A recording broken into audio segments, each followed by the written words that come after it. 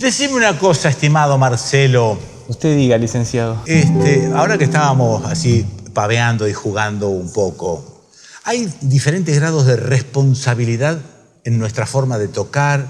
A ver, vos sos un profesional de la música.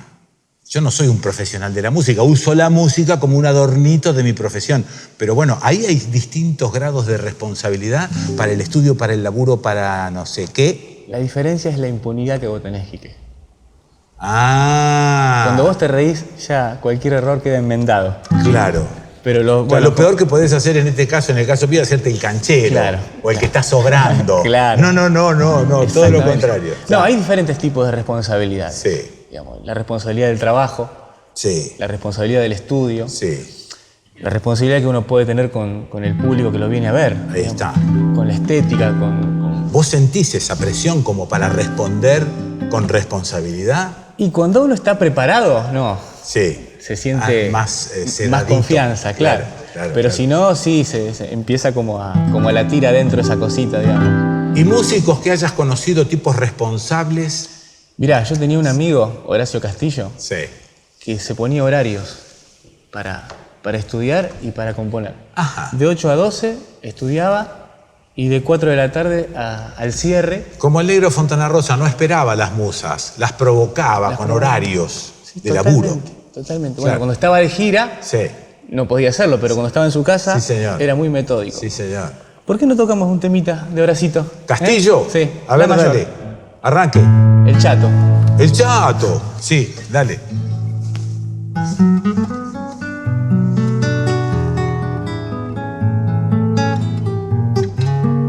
Qué bonito. Ya me gustó.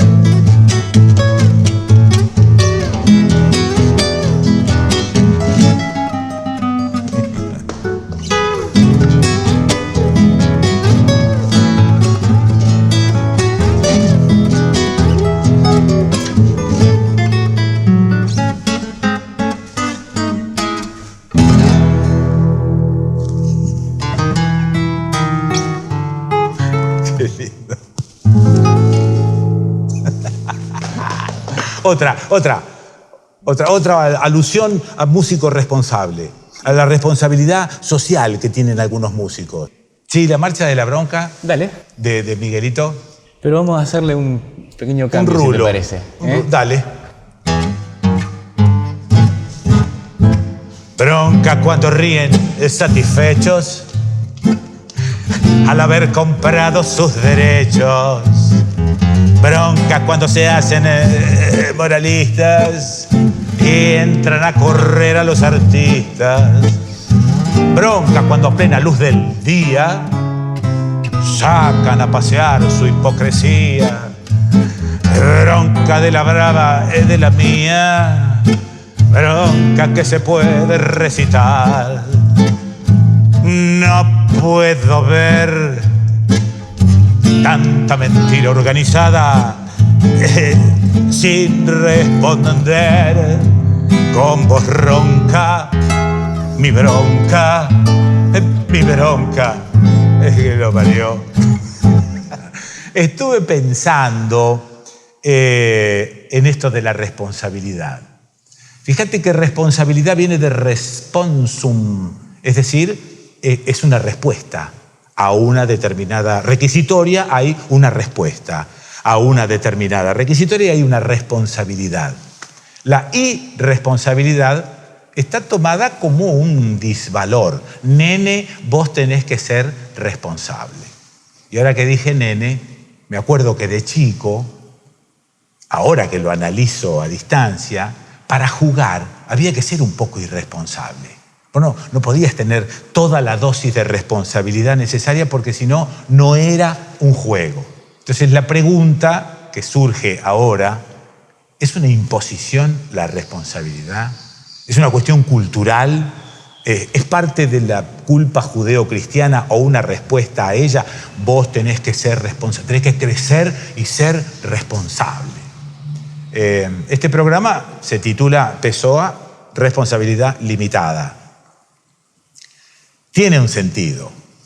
A lo largo de mi vida profesional, en los años que fui pasando de radio en radio o de canal de televisión en canal de televisión, siempre había en mí un cierto grado de irresponsabilidad que yo respetaba porque era lo que me hacía bregar por mi independencia.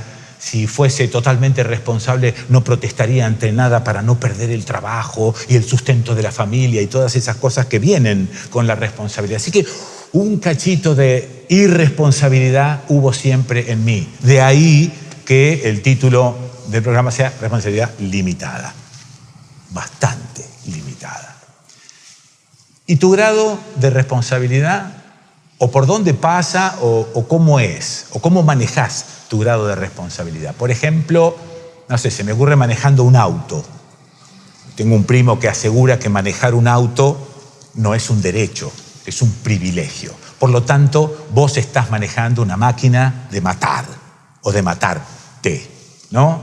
Esto puede ser traspolado a cualquier cosa de nuestra existencia, inclusive a la economía. Manejar la economía de un país te hace responsable. ¿Sos responsable de eso? ¿Hacemos responsable a quien debemos hacer responsable por el manejo? Bueno, frente a una cámara de televisión, por ejemplo. ¿Cuál es mi grado de responsabilidad? Hay una tendencia a no meterse con la responsabilidad en televisión. ¿Por qué? Porque un mensaje dicho seriamente mirando una cámara por televisión modifica cosas.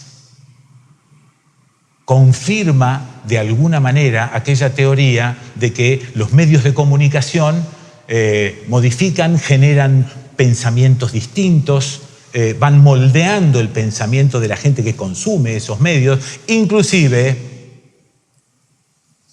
provocan cambios en la votación de la gente. Es decir, están incidiendo en la elección. Esto está probado. Por lo tanto, esto también es una máquina y hay que tener una cierta responsabilidad para usarla. Hay una responsabilidad social que nos compete a todos.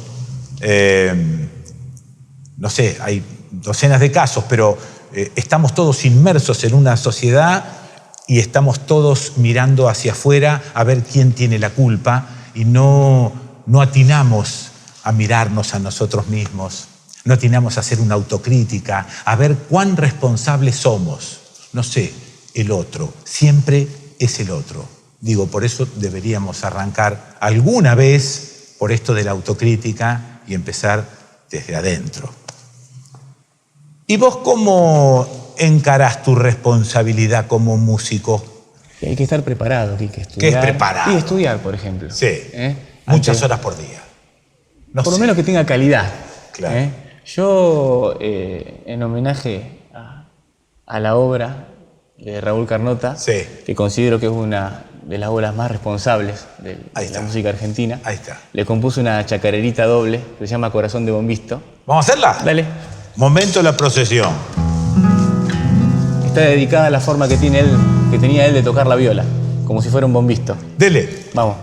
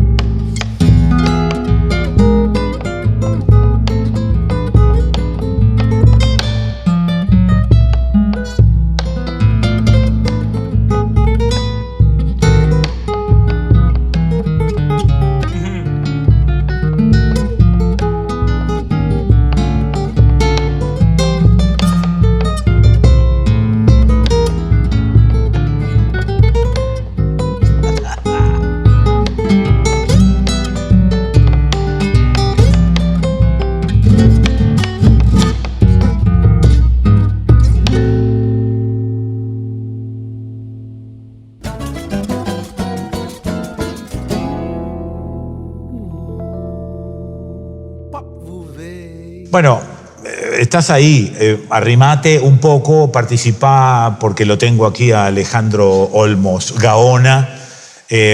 Bienvenido, Alejandro. Gracias, Quique. A ver, es una pregunta grosera. ¿Qué sos, Alejandro, vos? ¿Abogado, economista, un investigador? ¿Qué sos? ¿O todo eso? Soy historiador. Historiador. Y me metí en cuestiones de la economía argentina, lamentablemente, para tratar de desentrañar algunas cosas, ¿no? Me gustó el lamentablemente. Que nadie dice. Claro. Esto arranca con tu viejo. Exacto. Claro. ¿En qué año trabaja tu viejo el tema de la economía? Y trabajó desde el 77 hasta que se murió en el año 2000. O sea que cubrió el periodo de la dictadura militar, cívico-militar. Y vos arrancaste a partir de allí y seguiste. Claro, yo en mi función de historiador siempre me dediqué a las relaciones internacionales de la Argentina, hice algunos trabajos sobre historia colonial americana, de la Compañía de Jesús especialmente. Y cuando fui a saludarlo al secretario del Juzgado Federal, donde estaba la investigación, me dijo, qué lástima, porque ahora se acaba esto. Sí. Y su padre investigó la deuda de la dictadura, estamos en el 2000, claro, menemismo y todo lo demás. Sí.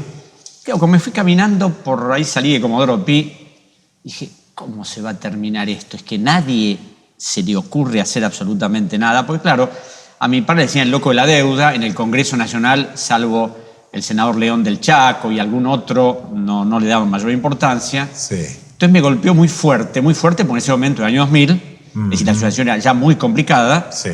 Y dije, bueno, vamos a meternos en el tema de la deuda. Y me metí y acá estoy. Bien. Es decir, que de alguna manera, independientemente de la influencia de tu padre, vos te hiciste cargo, te hiciste responsable de alguna forma de la deuda, investigándola, Exacto. Metiéndote en ella. Dejé mis anteriores aficiones históricas para meterme de lleno y claro, eso me permitió empezar a encontrar cosas sorprendentes, ¿no? Que mi padre ni siquiera hubiera imaginado. Ajá. Y además después de vínculos internacionales, de lo que hice en el Ecuador y todo lo demás, trazarme un panorama de esta locura que es la deuda, que pareciera que no es preocupante, que está solucionado, que todo camina bien. Bueno, al revés de lo que se hace normalmente, que es, bueno, a ver cuáles son los gobiernos que se encargaron de endeudarnos de esta manera. Digo, al revés, a mí me preocupa esta persona. ¿Cómo me hago cargo yo de la deuda? Porque tengo la sensación de que el argentino en general, como estereotipo de argentino, dice, no sé, hay una deuda externa.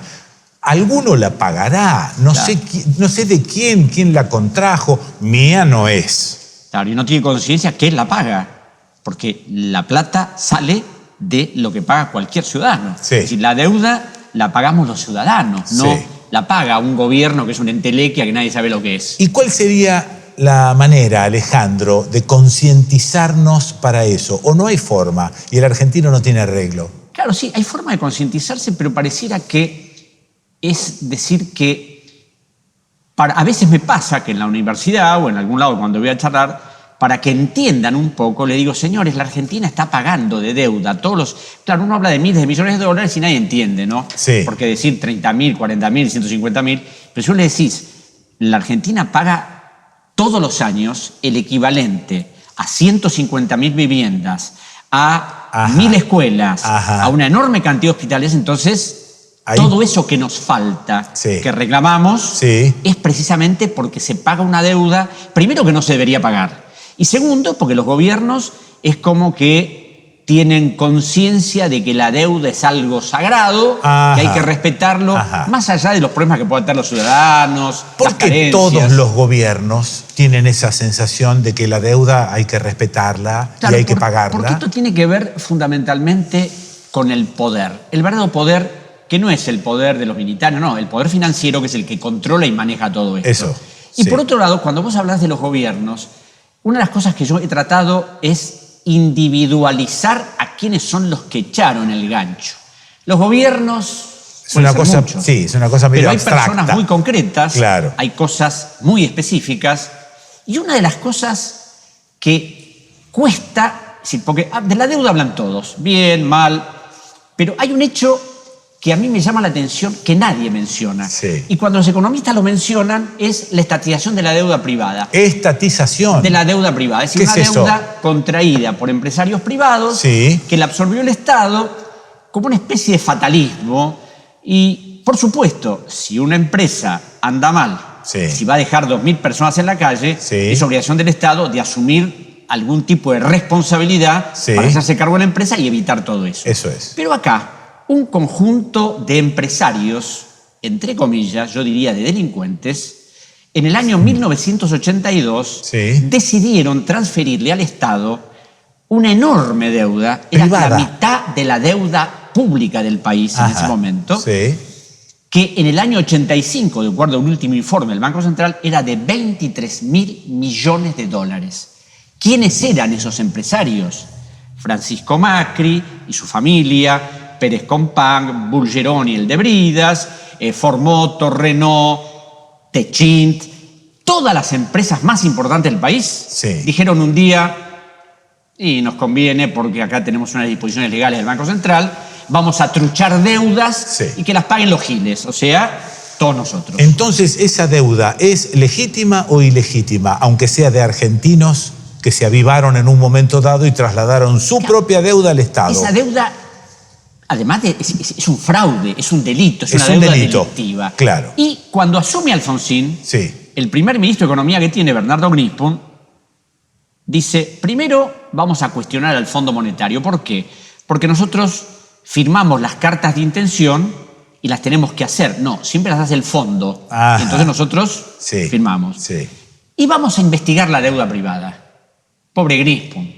En cuanto a fines del 84, los auditores iban viendo los fraudes de Renault, de Techint, de la señora de Fortabat, todo esto, dijeron... Hay que tirar para atrás. A mí me dijo un funcionario del gobierno radical, me dijo, Alfonsín se asustó, y Grispun se tuvo que ir, se tuvo que ir el presidente del Banco Central, que era un despetado economista, Enrique García Vázquez, vino Machinea, que había sido gerente de finanzas del Banco Central, y dijeron, esta auditoría no va más. O sea que no pasó a ser ilegítima. No pasó a ser absolutamente nada. Ni fue un delito. Y suponemos que se destruyó definitivamente. Ahora, ¿cómo conocí esa auditoría? Una vez en una charla aparece un señor, me dice, mire, yo fui uno de los auditores del Banco Central que investigó esto, y nos quedaron duplicados oficiales de todo lo que hicimos. Entonces, ¿qué le parece que hagamos? Bueno, vayan al juzgado federal, declaren, lleven los papeles. Y bueno, y eso ocurrió precisamente cuando a poco tiempo murió mi padre, y a partir de ahí cuando... Yo en la deuda privada sabía esto de la estatización, pero no conocía los mecanismos. Cuando vi todo eso, dije, no, esto es una cosa increíble. Porque, Quique, el problema es que esa deuda la hemos seguido pagando hasta hoy. No es una deuda que se terminó y la pagamos. No, no. El reciclaje y refinanciamiento de esa deuda determinó que, bueno, que los argentinos pagáramos a estos empresarios solventes. ¡Qué maravilla! Y una de las cosas que a mí se me ocurrió, ingenuamente, le escribo a Cristina Kirchner en el 2012, diciéndole, mire señora, más allá de que le mando estos elementos para ver si usted puede defenderse en Estados Unidos de otra manera, no como se está defendiendo, acá hay un listado de señores que la Argentina pagó deuda durante años por ellos. ¿Por qué no los llama? Y dice, bueno, empiecen a devolver la plata. Hubiera preferido que la señora me hubiera dicho, no me hubiera contestado, pero no, me mandó una larga carta, una carilla y media, firmada por Oscar Parrilli, el secretario general de la Presidencia, diciéndome que la investigación de mi padre era una maravilla, que la investigación era muy profunda, pero que no se podía hacer otra cosa. Textual. Me queda claro por qué no creemos que la deuda la tenemos, y me queda clara la develación de esa incógnita cuando decís no tenés tantos hospitales, no tenés tantas viviendas, no tenés tantas cosas, porque estás bancando esa deuda que es tuya, que es mía. Esa deuda la tenemos nosotros. ¿Qué pasa cuando yo contraigo nueva deuda para pagar la deuda? Bueno, yo siempre cuando me hablan de eso y de esto que pareciera que es normal, dada mi afición de historiador, recurro a que en 1893, en una gran crisis de la deuda, en ese momento el ministro de Hacienda, Juan José Romero, le dio unas instrucciones al embajador argentino en Londres para que pidiera una moratoria de 10 años por la deuda y le decía, esto es textual, ni se le ocurra pedir nuevos créditos para pagar la deuda vieja, sí, porque eso es ir derecho a la bancarrota. Ajá. Eso ha hecho la Argentina hasta el día de hoy. A ningún gobierno se le ocurrió decir, no, vamos a... El otro día, leyendo un informe secreto de una reunión que tuvo Perón con unos gobernadores, un informe que hicieron nada más que 200 ejemplares, hay uno o dos en el Ministerio de Economía y prácticamente desapareció esa obra. Cuando Perón les habla de que hay que hacerse cargo de un montón de cosas, sí, de que hay que ser más austeros, que no hay que despilfarrar, en el 52 en la Argentina tenía una serie de problemas muy concretos, les dice, no vamos a contraer ningún empréstito, ajá, porque eso significa entregarnos de nuevo de pies y manos a los acreedores. Parece lógico. Claro que es lógico. Parece lógico. Pero bueno, el actual gobierno, por ejemplo, dijo no. El Festival de la Deuda. 48.500 millones el año pasado. Sí. 20.000 en estos pocos meses. Ajá. Y claro, a mí lo que me asombra es que el otro día escucho que Mario Blecher, ex asesor del Banco de Inglaterra y el economista favorito de Scioli, dijo que está todo bien, que esto de la deuda es normal. Alejandro, ¿las deudas de la dictadura y de la democracia tienen alguna diferencia? ¿O esto que vos decís, en las cuestiones de dinero y de macronegocios, no hay ni dictaduras ni nada, hay solamente estos intereses? Lo que pasa es que los economistas hacen una distinción para mí falaz. Es decir, hay dos deudas, la deuda de la dictadura, la deuda de la democracia. En la justicia federal está absolutamente probado que la deuda de la democracia es simple refinanciación de la deuda original de la dictadura. Ajá. Y les voy a contar un detalle, porque los que escuchan esto, un poco para que tengan dimensión de la locura de la refinanciación de la deuda. Cuando Boudou empezó a negociar con el Club de París para ver si pagaba la deuda, la deuda del Club de París era el 65% deuda por compra de armamentos de la dictadura y el resto refinanciaciones de Carlos Menem. Ajá. Entonces le pedimos al Ministerio de Economía los documentos de la deuda. El Ministerio de Economía nos dijo que no tenían nada, que se lo pidiéramos al Banco Central. Se lo pedimos al Banco Central. Y la licenciada Marcó el PON nos dijo que ellos no tenían nada, que lo tenía Economía. Entonces vos veías y decías, pero... Hasta que claro, ante una especie de amenaza concreta, si no nos dan los papeles, vamos a ir a la justicia, porque el gobierno no puede negociar si no tiene papeles. Claro. El Ministerio de Economía nos contestó en un documento muy prolijito donde decía, en algún momento el Banco Central nos mandó alguna documentación no debidamente sistematizada que procedemos a acompañar. ¿Y qué acompañaron? Una lista en papel continuo con unos nombres y unos números. Ni contratos, nada. Es decir, cuando fue Kicillof a negociar y arregló por 9.500 lo que supuestamente era 6.000, sí, arregló sobre la base de lo que le dijeron, porque él no tenía ningún elemento en el ministerio para negociar ni cuestionar absolutamente nada. Gracias, Alejandro. Muy amable. Gracias a vos para poder expresar estas cosas tan preocupantes. Sí, señor.